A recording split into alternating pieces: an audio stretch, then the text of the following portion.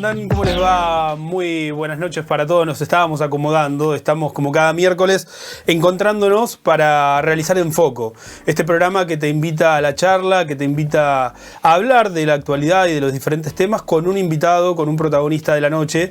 En el día de hoy nuestra invitada es Florencia Lafón, ella es gestora cultural y titular de Leemos Más, a quien ya la voy saludando y le agradezco por haberse acercado aquí a los estudios de Panamericana. Flor, ¿cómo estás? Bien, muy bien. Muchas gracias por invitarme. Una sorpresa y bueno, un placer estar acá con ustedes para conversar un rato. El gusto de tenerte. Y me decías cuando estábamos concertando la nota, me decías, yo radio no escucho. No, pero es televisión, Flor, te digo. Sí. ¿No consumís muchos medios? No, o sea, sí estoy actualizada, más o menos sé lo que va pasando y demás, conozco a los actores y todo, pero no soy de escuchar, de ir en el auto y escuchar radio o de estar en el negocio escuchando radio. Trabajo muchas horas y me gusta mucho el silencio para trabajar, entonces en la librería incluso me costó bastante acostumbrarme desde que es cafetería a que haya música. Yo cuando tenía la librería yo sola generalmente estaba en silencio. Y trabajo mucho tiempo y bueno, a veces cuesta por eso. Y cuando escucho radio o miro televisión o algo, me concentro en eso. Claro. Es esa la actividad. Entonces, bueno, lo limito a pocos tiempos, voy buscando algunas. ¿Y la librería, Leemos Más? Pero sí me encanta. Sí, me encanta la radio como proyecto, me parece maravilloso que lo que pasa alrededor de la radio, de la tele y demás. Y me parece que lo que están haciendo ustedes es un trabajo impresionante. Bueno, muchas gracias. Lo que estuve chusmeando estos días y mirando esta semana me pareció impresionante. La librería demanda mucho tiempo, ¿no? Es todo el día. Sí, demanda mucho tiempo. Hay un tiempo que demandan las librerías, que es el que no se ve, que a veces me pasa igual, que la gente me dice, ay, pero estás todo el día sentada ahí atrás del escritorio en la computadora. Demandan mucho trabajo administrativo y demandan mucho trabajo dentro de la computadora. Y vos decís, ¿cómo? Si lo que vos tenés que hacer es ofrecerle los libros a la gente y vender. Pero en realidad demanda mucho trabajo de catalogación, de búsqueda, de ir siguiendo los intereses nuevos. O sea, por eso te digo, actualizada sí estoy. ¿Por qué? Porque permanentemente estoy recibiendo información y generalmente vinculada a los libros. Pero los libros hablan de la actualidad, los libros hablan de lo que va pasando en el entorno. O sea, los libros te llevan a noticias todo el tiempo, te llevan a una interacción cultural todo el tiempo.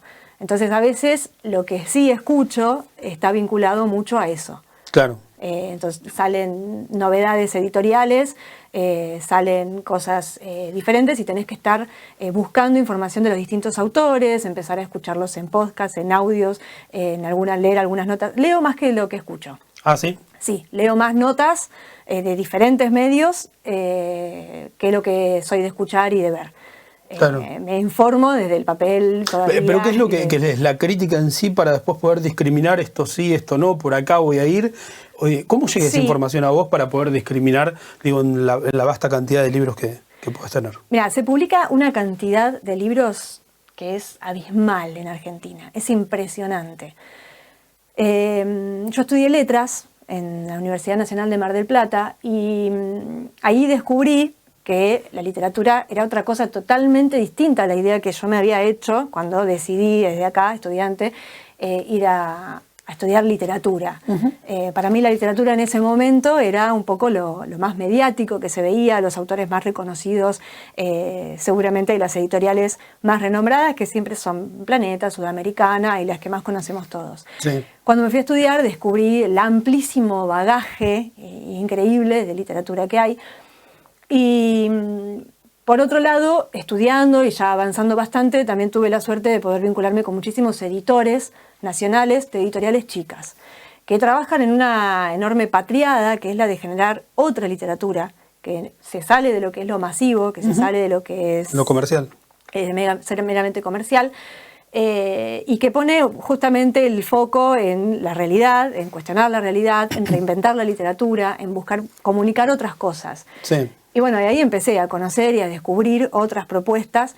Y cuando abrí mi propia librería, ya mudada a la ciudad de Azul, y ahí fue donde inicié mi primera librería, a mí me pasó algo muy loco. Cuando me mudo a Azul, yo todavía estaba terminando la carrera de literatura. Necesitaba buscar ciertos libros para rendir.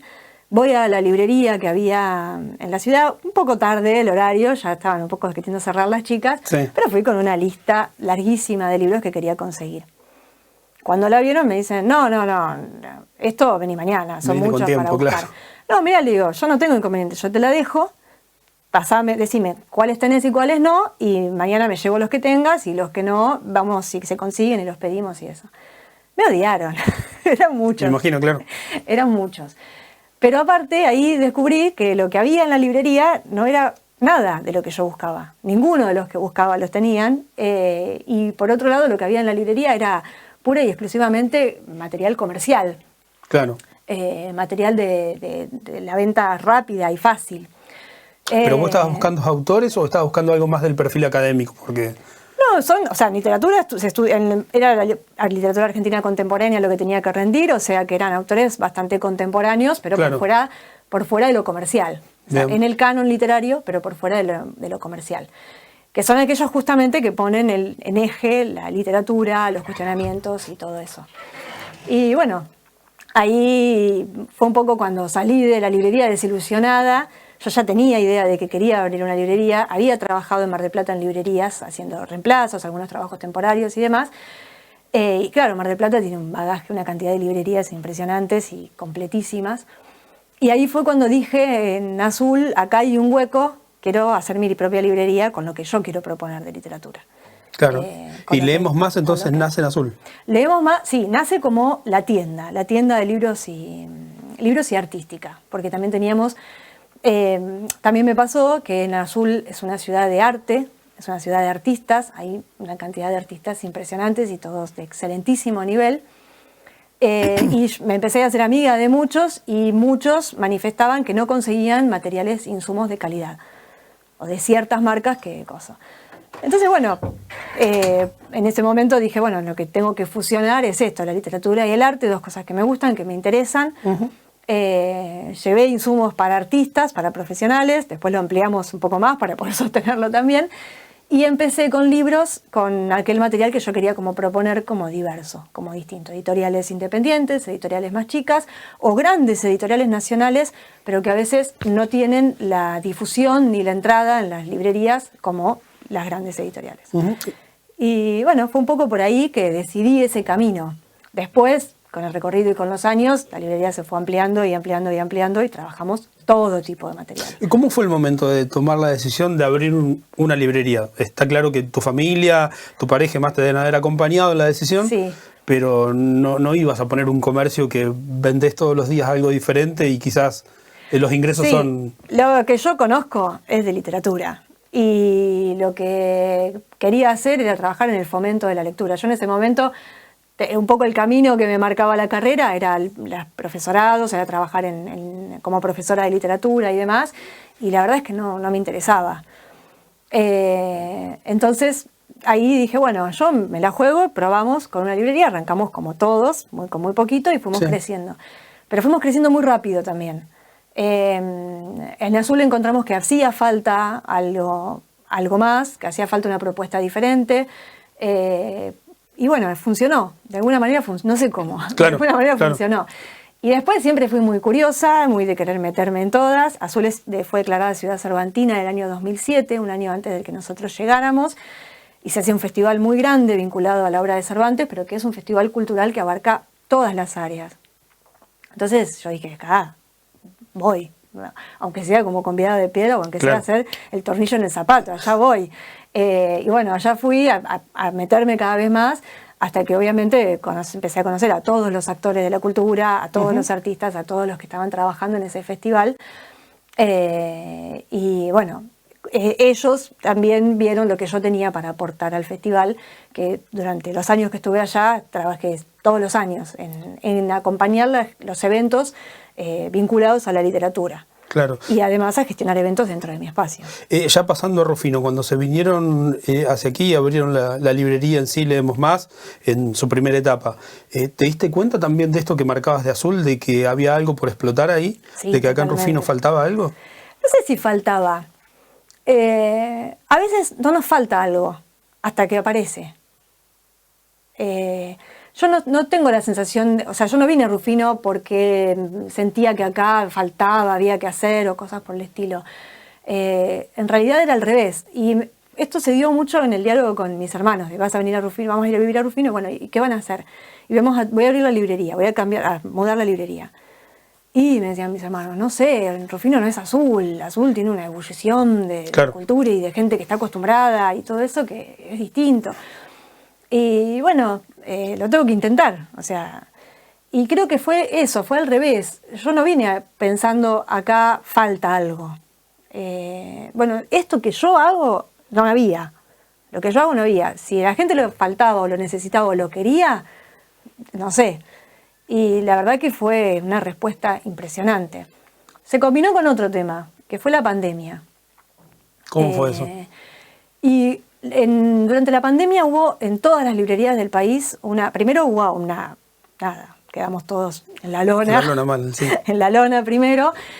Pero todo lo que baja mucho solamente está destinado a subir y a crecer. O sea, todo lo que toca fondo en algún momento despega.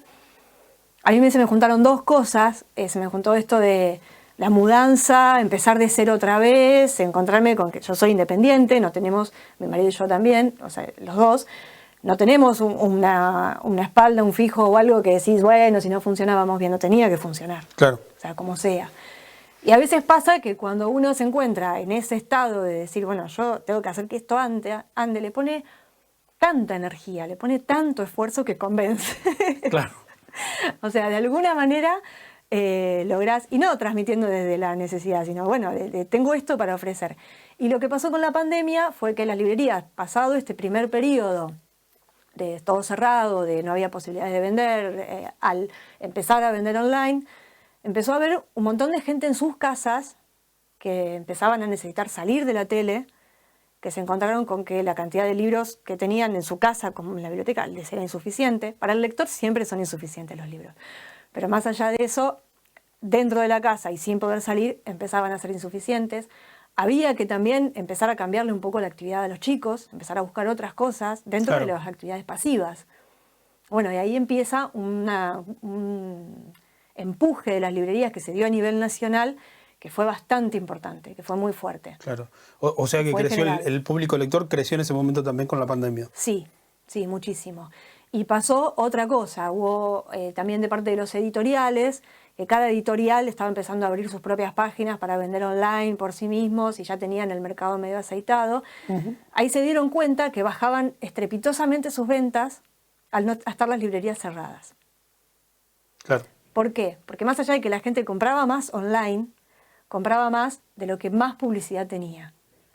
Y se dieron cuenta que los grandes publicistas de las pequeñas editoriales somos los libreros. ¿Por qué? Porque la gente conoce el sello porque ya lo vio en una librería cercana. La gente conoce el material porque ya lo conoce a través del librero. Claro. ¿Me entendés? Y empezaron a hacer las librerías con este sistema. ¿Qué pasa? Cuando a vos te lo recomienda el editor a un libro, bueno, me está vendiendo el producto que él tiene, que él fabrica. Pero cuando a vos te lo está transmitiendo un tercero, que sería un influencer, o sea, el librero de confianza, el librero de tu cuadra, que vos confías en lo que te da porque te conoce, entonces las ventas eran mucho mayores a través de las librerías que a través de las propias páginas. Claro. Entonces también ahí hubo más atención de las editoriales hacia las librerías, con mayores facilidades, con mayor posibilidad de manejo del stock y todo eso.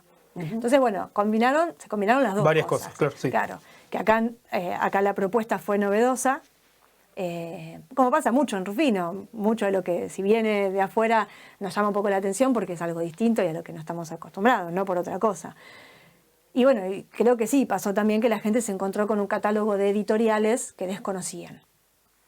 Que eso también fue algo, o que los que son lectores las buscaban en las grandes ciudades, online o cosas por el estilo. A propósito de lo que hablábamos anteriormente, esto de que había crecido en pandemia el público lector. Sí. Para aquellos que no son habituales de la lectura, que no lo hacen cotidianamente y demás, ¿hay una forma, hay un consejo para acercar a una persona a la lectura? ¿De qué forma se puede acercar a una persona a un primer libro? Primero, con diálogo con alguien que sepa, o sea, que entienda por dónde tiene que ir esa persona. Todos tenemos intereses y gustos diferentes y hay libros para todos los intereses y todos los gustos. Y después cuando hablamos del lector es muy amplio. La librería abarca a todas las edades. Creo que es uno de los casi únicos negocios o lugares de venta donde tenés para todo el mundo. Tenés desde 0 años que nace, para la mamá que está por tener, hasta muy grande, porque tenés todo el área de la literatura, la historia, las ciencias. ¿Te gusta la cocina? Bueno, podemos explorar por la biblioteca de cocina, que no solamente es libros de recetas.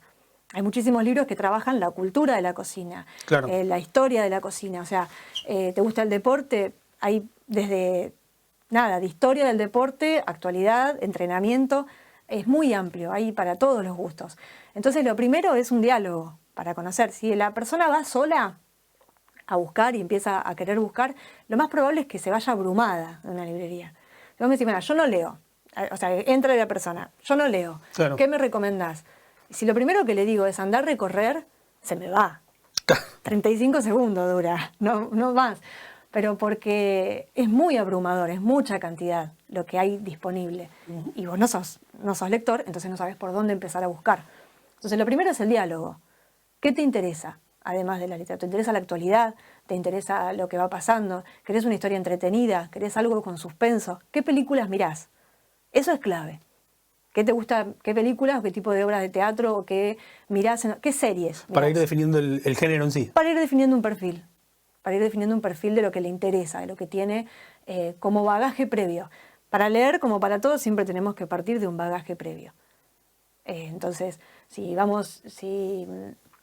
vos me pedís algo para leer y yo de lleno te digo, mira, lo que a mí me parece que es maravilloso, porque a mí me gusta, es el boom latinoamericano, sí. Así que tenés que ir a leer a Gabriel García Márquez con tal obra, y lo más probable es que te aleje de la literatura, porque necesitas ir acercándote a eso, desde otros lugares. Claro, es todo un proceso. Es un proceso, pero tampoco es imposible, al contrario. Para los que venimos haciéndolo desde hace muchos años, es bastante sencillo. En general, hace un tiempo hablábamos con Mati, que empieza a pasar algo, después de tantos años en el rubro, que va alguien, o que es lector asiduo y pregunta por algo, o que viene más o menos nuevo preguntando a ver qué puedo leer de tal género, y generalmente voy anda mirando después anda mirando anda mirando este, buscamos los otros. En general se terminan llevando el primero que les di. Es como que vos ya sabés lo que le vas a dar a esa persona. Claro. Ya encontraste, apenas te dice un par de cosas, ya encontraste un libro que crees que después puede fallar, como todo. O puede gustarle más o menos, puede resultarle más entretenido o menos, pero si vos tenés un par de líneas de lo que viene leyendo, o de lo que le interesa, o de eso, ya podés definir hacia dónde buscar. Y después lo otro, la única manera de que te empiece a gustar la literatura, de empezar a sentirte cómodo con la lectura, es leyendo. Y haciendo un recorrido y descartando y no teniendo... O sea, ¿cuántas veces uno pone una película, viste 10 minutos y cambiaste y no te gustó? Y bueno, con los libros te puede pasar lo mismo, obviamente. Y con los libros te puede pasar lo mismo que con las películas, que no son para determinado momento. No tengo un historial de libros que abandonaste. Que abandoné, que soy una abandonadora serial de libros. Libros que me los devoro en un rato, que es lo que estaba buscando. Y también libros que no sabía que era lo que estaba buscando hasta que los empecé y los encontré. Claro. Muchas veces, en general, uno no sabe lo que está buscando y se lo encuentra. ¿Se lo choca? Sí, no sé si se lo choca, pero sí empezás a mirar las contratapas, a ver un poquito y algo hay. ¿Qué genera la literatura? Es medio amplia la pregunta, pero... ¿Por qué está bueno leer? En cierta forma, ¿qué generan las personas, el ser humano, la literatura? ¿Qué despierta? Qué difícil. ¿Creatividad? Sí. En realidad hay muchas cosas. Y depende también lo que vos estés buscando en la literatura. A veces es evasión, en el mismo sentido que lo hace cualquier película, cualquier obra de teatro, cualquier música que nos sentamos a escuchar, o cualquier reunión de amigos y charla con amigos. Otras veces investigación, de seguir ahondando en determinados temas y seguir conociendo otras realidades y otros modos de abordaje. A veces como resolver ciertas cosas, sobre todo los libros de autoconocimiento, mal llamado mucho tiempo de autoayuda, que ahora se definen como libros de autoconocimiento. ¿Y qué cambia? Y cambia en realidad que son libros que me ayudan a pensarme y no son libros que me están ayudando. O sea, cambia el enfoque en sí. Cambia el enfoque. Pero cuando cambiamos el enfoque cambiamos muchas cosas, no solamente el modo en que nos acercamos al libro, sino también qué estamos dispuestos a esperar de ese libro. Claro. Y creo que sobre todo eso, que todos los libros también apuntan al autoconocimiento, de una u otra manera, sea literatura del tipo que sea, o ensayo, o historia, o autoayuda, o lo que sea, apuntan a un autoconocimiento. Uh-huh. Pero en general pasa que los que empiezan a leer y los que hacen un hábito lector no lo pueden dejar. Más allá de que después pasen 2 años sin leer nada, hay algo ahí que queda pendiente y que en algún momento volvemos a comprar. En este momento, desde hace añares, pero en este momento histórico, quiero decir, tenemos el tema del tiempo. Lo que más escuchamos los libreros es: no tengo tiempo. Y un día escuché no me acuerdo quién, pero escuché decir a alguien que me pareció muy interesante y que fue en alguna entrevista o alguna nota o algo por el estilo, esto de que el tiempo de la lectura en realidad es un tiempo robado a la rutina, ¿no? Todos le robamos tiempo a la rutina, claro, un rato. Todos le robamos tiempo al trabajo, le robamos tiempo a las cosas que tenemos que hacer en casa, con pequeñas cosas, o mirando tele, o descansando en un sillón, regando las plantas, o demorando más de lo que demoraríamos en hacer algo como regar las plantas, ordenar una habitación, todos vamos para charlar con amigos, para reunirnos con alguien, lo que quieras. El tiempo de la lectura también es un tiempo que aprendemos a robarle a la rutina, de a poquito. Estamos los que tenemos 10 minutitos de siesta y avanzamos 2 o 3 páginas. O tenés, yo montones de veces he lamentado: uy, no me traje un libro. ¿Por qué no me traje un libro? Porque se dio una situación en la que tenía que esperar. Y son los momentos ideales. ¿Y está bueno que la lectura sea así, de esa forma, digamos, que cuando tenés un tiempo? ¿O también estaría bueno si uno lo puede... programar como una rutina? Claro, no reglamentar, pero darle una rutina... Sí, en realidad, una vez que vos empezás a robarle los tiempos, lo convertís en rutina. O sea, si vos encontrás que el tiempito que le podés robar es media hora a la siesta, y empezás a hacerlo un hábito. Y a veces terminás extrañando el día que no lo podés hacer, o el día que algo te lo corta. Eso termina convirtiéndose en un hábito, en una necesidad. Después pasan periodos que no encontrás nada que te cierre, que los libros no te llaman, no te convocan, te parece que no... ¿Puede generar cierta crisis un libro? Digo, mira, no encuentro este libro, no estoy dando con el libro que quiero leer, y abandono la lectura por un tiempo. Sí, por supuesto. Abandono la lectura o sigo en la búsqueda, que para el caso es más o menos parecido, sí, claro. Sí. Porque vos seguís en la búsqueda constante. Si te gusta leer y si te atrapó la lectura en algún momento, hay esa búsqueda, hasta que das en la tecla, hasta que lo reencontrás. Que a veces lo reencontrás en una sugerencia, te lo reencontrás en una vidriera, puede venir alguien que te lo recomienda, alguien que te dice: este libro te puede gustar, qué sé yo. Y después lo otro es...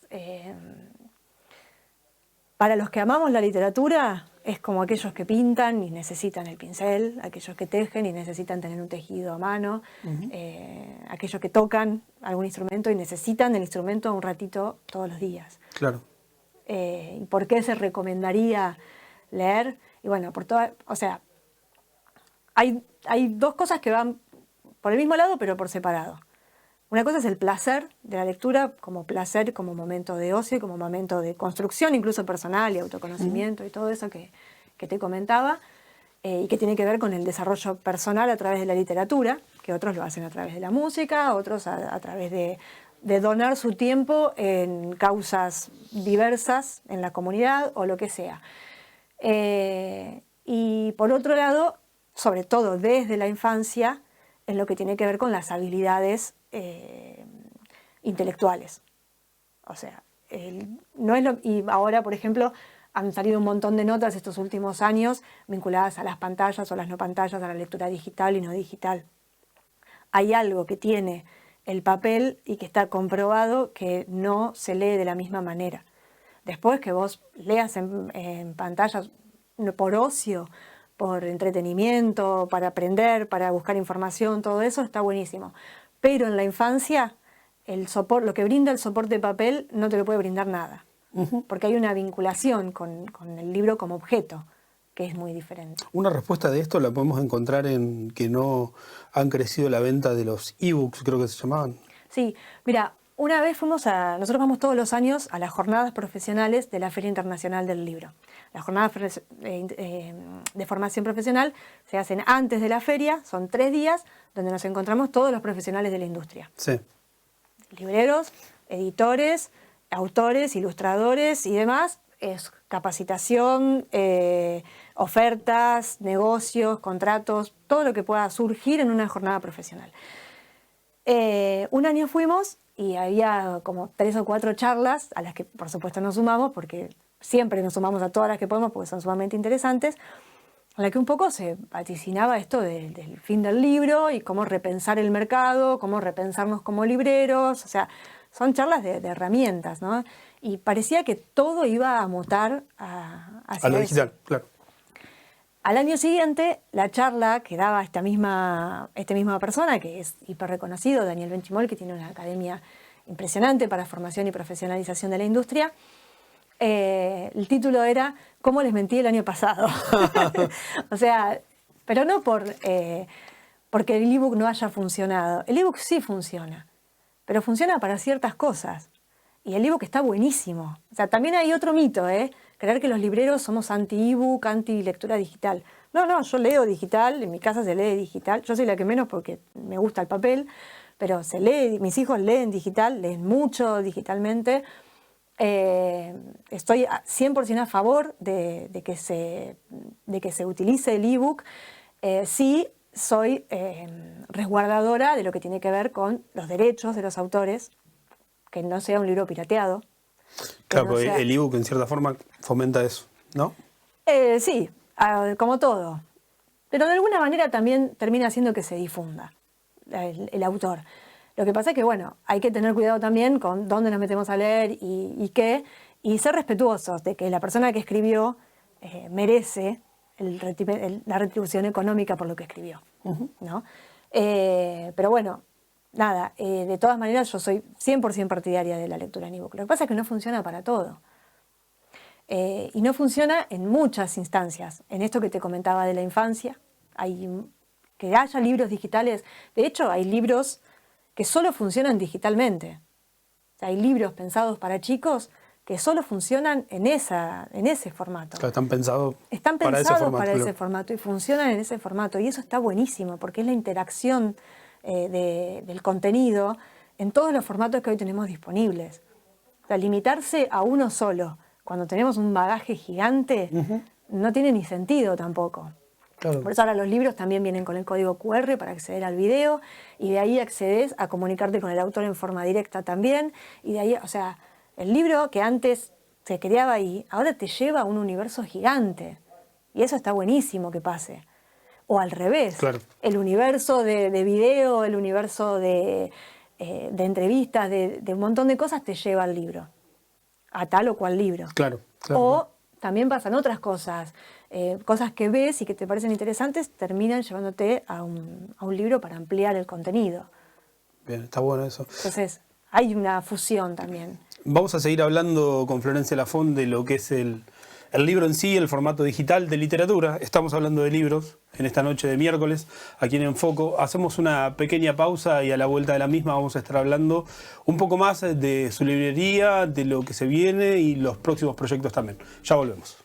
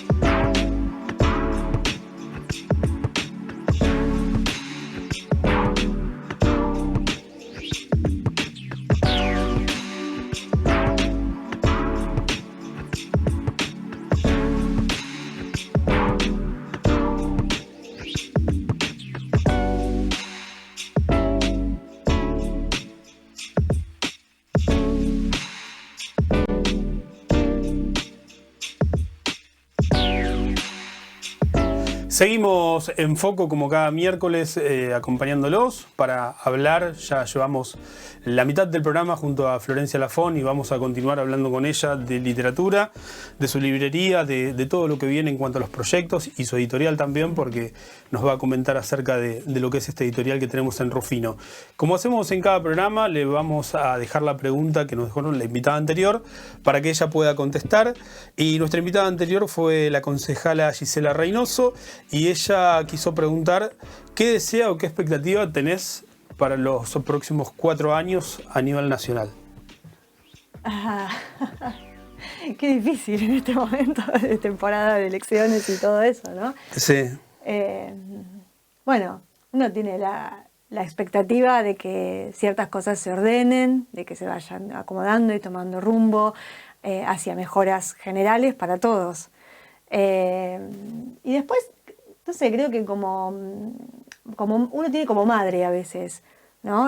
Hacia lo que quiere que se convierta el país, o un poco lo que es el país, y las cosas que quiere que se potencien y se sigan mejorando y sigan creciendo en función de sus hijos, ¿no? Cuando uno se convierte en padre, está siempre pensando en el futuro de sus hijos. Y está esta cosa de pensar la Argentina que le dejamos, el país que le dejamos a las siguientes generaciones para desarrollarse, crecer y demás. Y un poco creo que uno lo piensa así, ¿no?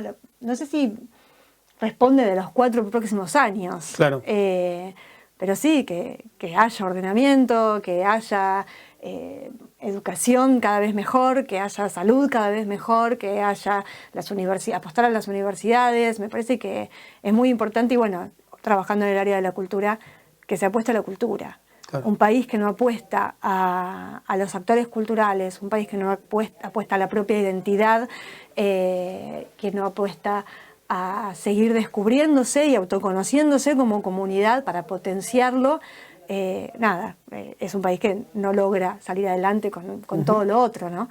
Me parece que la cultura es un factor fundamental e importantísimo de cualquier sector, de cualquier espacio social y de cualquier ambiente, desde lo intrafamiliar hasta lo macro a nivel nacional e internacional. Y bueno, lo que espero, lo que apuesto y las expectativas en lo personal están puestas siempre en el desarrollo de lo cultural. Claro, ¿hay una forma de acompañar lo cultural desde lo político? ¿Hay una receta, por decirlo de alguna forma? Porque siempre se ha pensado que lo cultural, sí, creo que es una realidad también, se deja para casi lo último. O sea, vamos a pensar en esto, lo que sea. Sí. Y lo cultural como que siempre está esperando. Yo también quiero algo, o a ver cómo me ayudan. Sí, no sé si está esperando. De hecho, nosotros, por ejemplo, estos años hacia atrás, hemos aplicado un montón de políticas culturales que nos han acompañado y que creo que se está atento. También en el caso, por ejemplo, del libro y de la industria en la que yo me manejo, lo cultural está muy ligado a la industria económica de la comercialización, y a la industria del papel y a las importaciones y exportaciones. Sí. No puede no estar interrelacionada una cosa con la otra. Creo que el acompañamiento desde lo político a lo cultural tiene que ser en estar atento a qué pasa, estar atentos a qué lugares necesitan potenciarse y acompañarlos. Claro. Desde los recursos o desde las leyes, desde las legislaciones, desde las facilidades. Hay todo un tema con, por ejemplo, si la literatura que se lee es nacional o de afuera, o si los libros son importados y no se producen a nivel nacional y demás. Y bueno, todo ese debate está todos los años en las mesas chicas de cultura. ¿Por qué? De los productores de la industria cultural. ¿Por qué? Porque las editoriales nacionales están en condiciones de poder firmar convenios de derechos con las editoriales internacionales para, en lugar de traer los libros, publicarlos acá y todo eso. Y se va haciendo.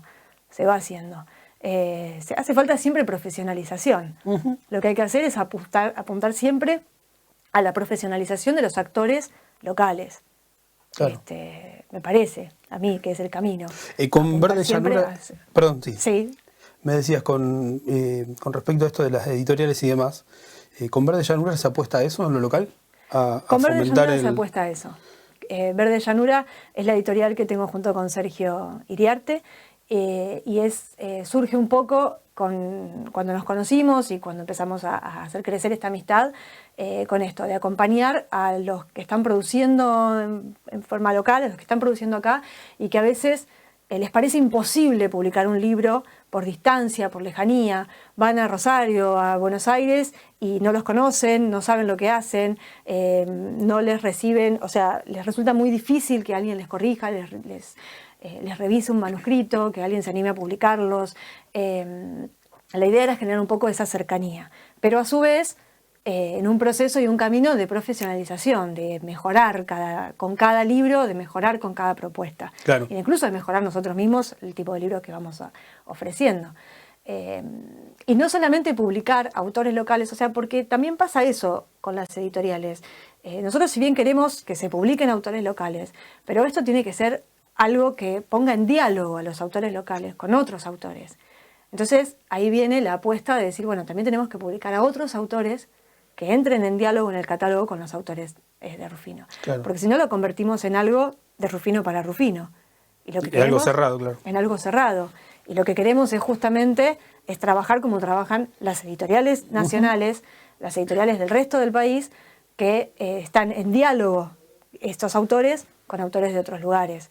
Es un camino larguísimo, es un recorrido lento, porque la distancia siempre juega en contra, pero ahora las redes nos acercan un montón. Claro. Las redes nos permiten vincularnos mucho más fácil. Y bueno, para eso apostamos también en participar en ferias, en eventos. Todo lo que es cercano tratamos de ir, tratamos de acercar el material. De hecho, ahora estuvimos en la Feria del Libro de Santa Fe, con una muy buena repercusión de las ventas, toda de autores locales. Y eso es gracias al programa feriar del Ministerio de Cultura de la provincia, por ejemplo, que tiene un programa donde llevan a todas las editoriales de la provincia a su stand. Lo mismo pasó con la Feria del Libro de Buenos Aires, donde los autores estuvieron presentes y se comercializó una muy buena cantidad de libros para lo que nosotros teníamos como expectativa, que uno dice, bueno, el libro, una cosa es cuando el libro va con el autor. Y el autor va y dice, este es mi libro, da un discurso, da una charla, entonces ya capta a un lector posible. Otra cosa es cuando vamos nosotros a una feria y podemos contarle cara a cara al lector qué es lo que le estamos ofreciendo, quién es Hugo Basso, qué escribió, por qué publicamos con sus contratapas, quién es Florencia Palacio, a qué se dedica, y le podemos ofrecer el libro. Claro. Lo mismo con cada uno de los autores. Pero otra cosa es cuando el libro está en la mega feria del libro de Buenos Aires, solito, en el stand, y se vende. Y ahí, cuando el libro se defiende solo, es cuando empezamos a entender, bueno, hay algo que estamos contando bien. Claro. Que lo estamos contando bien en la elección de la tapa, de la contratapa, en el autor que estamos eligiendo. Hay algo muy valioso acá, que se tiene que conocer afuera. Y esa es un poco la idea y la apuesta de Verde.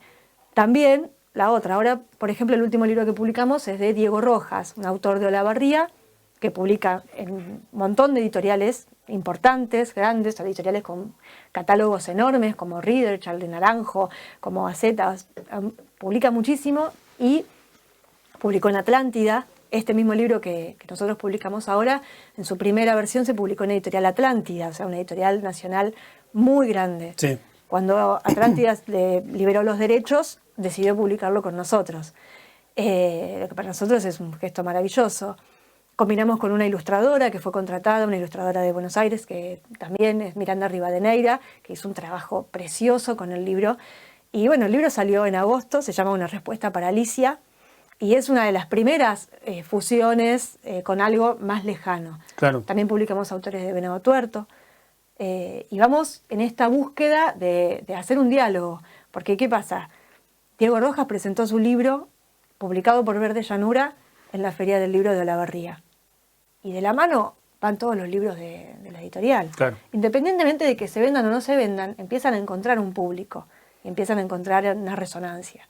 Y eso es un poco lo que busca la editorial, empezar con todos los desaciertos que vayamos cometiendo en el camino, claro, y con todo el aprendizaje que tengamos que hacer. Pero eso es un poco la búsqueda de la editorial. Más allá de los que ya publicaron, como el caso de Hugo Basso o Florencia Palacio, ¿tenemos en Rufino numerosos o algunos autores o autoras que no publican por una cuestión de que todavía no me animo? Porque debe estar esa parte, ¿no? Sí, creemos que hay mucho y después, bueno, es el trabajo de ir brindándoles la confianza para acercarse, para publicar, ir gestionando entre todos los recursos, porque tampoco se trata de que nos puedan traer la idea y nosotros tenemos todas las herramientas para poder hacerlo. Tenemos que ir consiguiendo la manera y los recursos para poder hacerlo entre todos. O sea, la editorial tiene esta otra cara, que es una patriada que nos tenemos que poner entre varios. Y los autores están comprometidos como nosotros en generar después esa difusión que hace falta para el libro.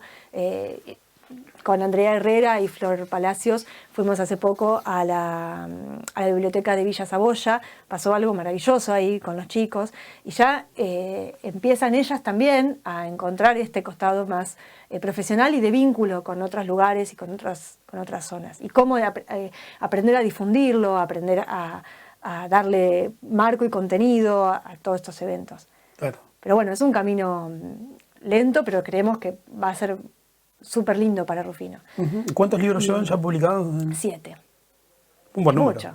Es un buen número. Es un buen número. Es un buen número. Es un buen número, sí. Y fue todo un desafío, ¿no? Tomar esa decisión de... Y sí, fue un desafío grande. Estuvimos acompañados por el programa de Ventanilla Continua, de Fomento, del Ministerio de Cultura de Santa Fe, de la Secretaría de Cultura de Santa Fe, de Industrias Creativas.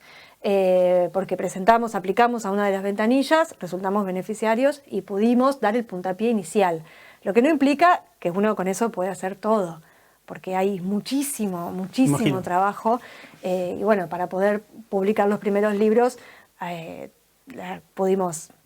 tuvimos que ir trabajando muchísimo con los autores en el pulido, en las recorrecciones, en los diseños, en revisar, en volver a revisar, en elegir los papeles, elegir los formatos y todo eso. O sea, hay muchas cosas para pensar. Claro.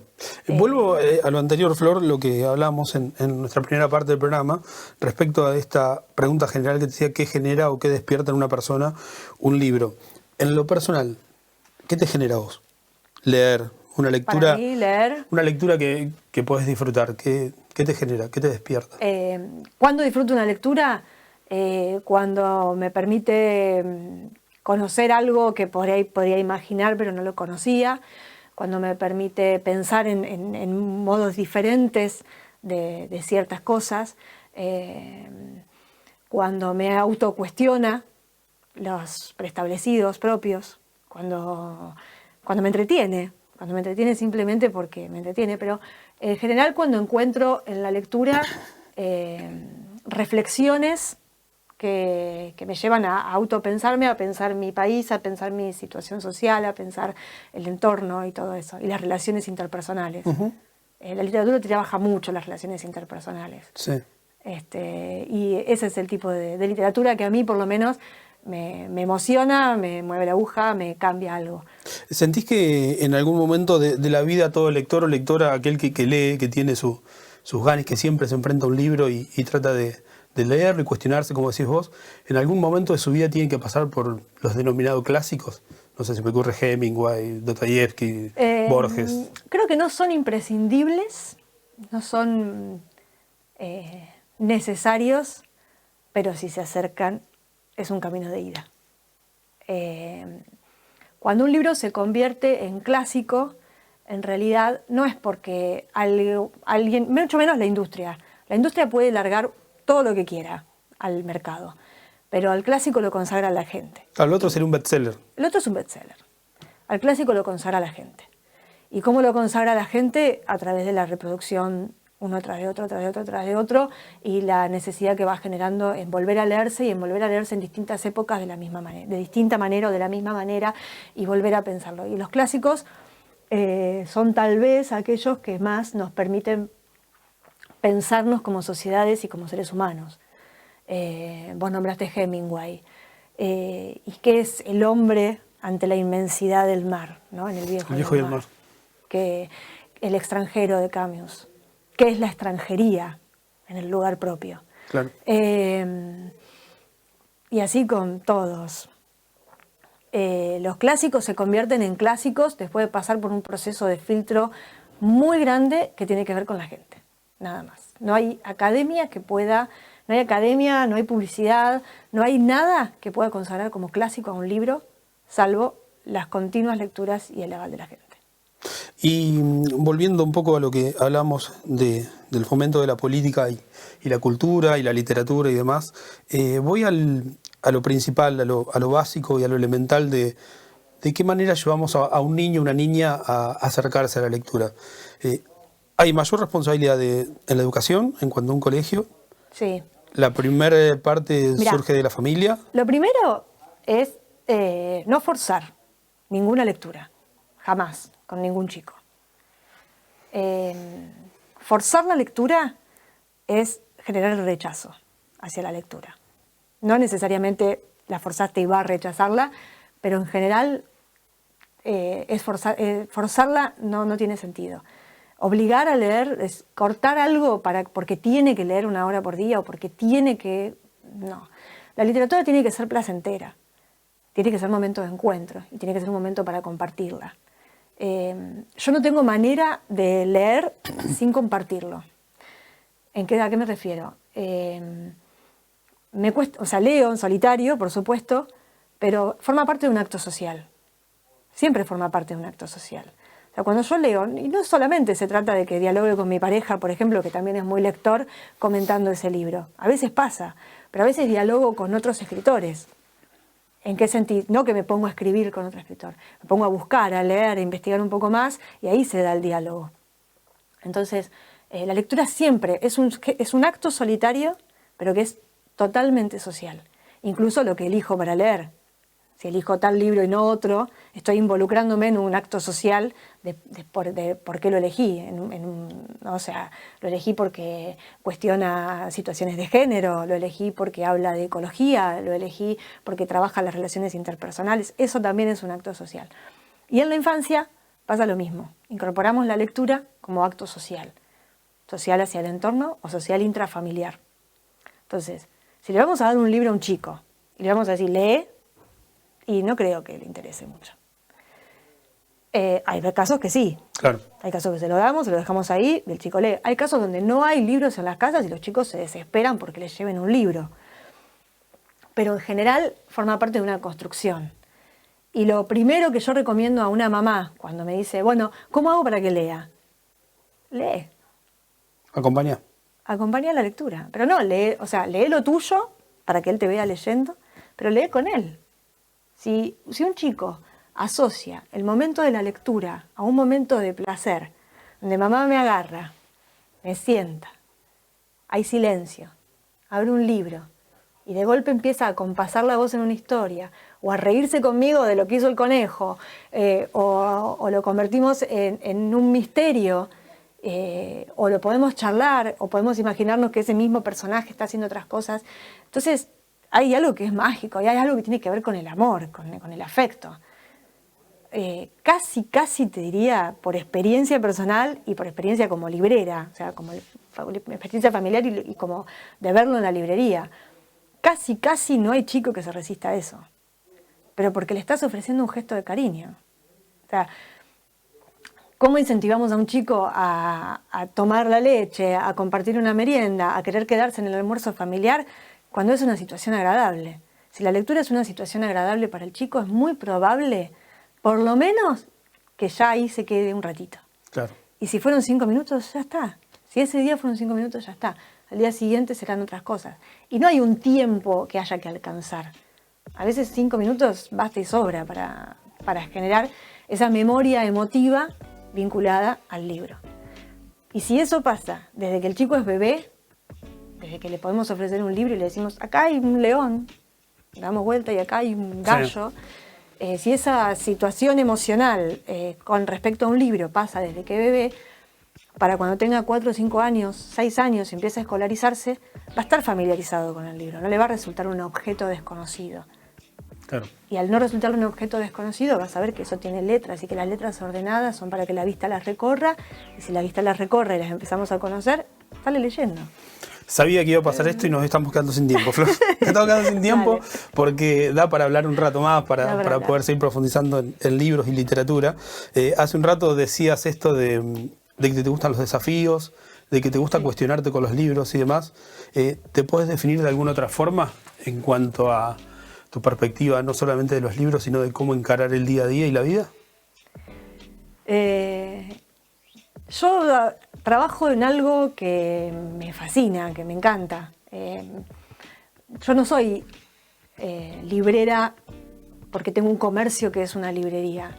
Yo soy librera porque estoy convencida de que quiero trabajar en el fomento de la lectura y el amor por los libros. Entonces, todos los días empiezo y encaro mi trabajo desde ese lugar.